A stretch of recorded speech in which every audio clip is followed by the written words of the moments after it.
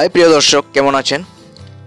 দেখতে দেখতে চন্দ্রমল্লিকা ফুল গাছের সবকটি ফুল ফুটে গেছে। এখন আর গাছে কলি নেই, যা ফুটার ছিল সবগুলোই মোটামুটি ফুটে গেছে। কিছুদিন আগে আমি একটা ভিডিও বানিয়েছিলাম চন্দ্রমল্লিকার ফুল ফুটে যাওয়ার পর কিভাবে যত্ন নিতে হয়। সেখানে আমি অবশ্যই বলেছিলাম, যদি আপনারা ওই পুরান ভিডিওটা দেখে থাকেন তাহলে অবশ্যই জানবেন যে ফুলের মাঝে কোনো দিনও যাতে জল না পড়ে তার প্রতি ধ্যান রাখবেন। কেন জল দিতে হয় না সেই কথাটাও বলেছিলাম, কিন্তু আজকের এই ভিডিওটি নিয়ে আসলাম আপনাদেরকে প্রুফ দেখানোর জন্য যে জল দিলে ফুলের কি অবস্থা হয়।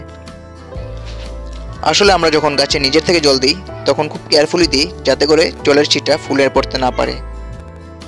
কিন্তু যখন রাতে হঠাৎ করে বৃষ্টি এসে যায় তখন তো আর ফুলগুলোকে আমি বৃষ্টির জল থেকে বাঁচাতে পারবো না। তাই হয়েছে আমার সাথে। আসুন দেখে নিই বৃষ্টির জল পড়ার পর ফুল গাছের অবস্থা কি হয়েছে। বৃষ্টিও ওই একটা বেশি পড়েনি, জাস্ট ছিটা বৃষ্টি যাকে বলা হয়, জাস্ট একটা কয়েকটা ছিটা পড়েছিল এবং গাছের অবস্থা শেষ একেবারে।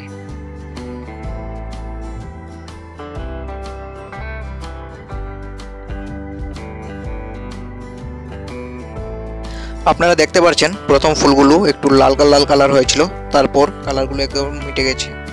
বৃষ্টির জল বা কুয়াশার জল থেকে গাছকে বাঁচানোর জন্য আপনারা গার্ডেন প্ল্যান্টস কভার কিনতে পাবেন, সেটা ব্যবহার করতে পারেন। না হলে মাঝে মধ্যে আপনারা ড্রায়ারও ব্যবহার করতে পারেন। তাছাড়া আপনারাও কমেন্টে জানাতে পারেন যে আপনারা বৃষ্টি থেকে গাছকে কিভাবে বাঁচান।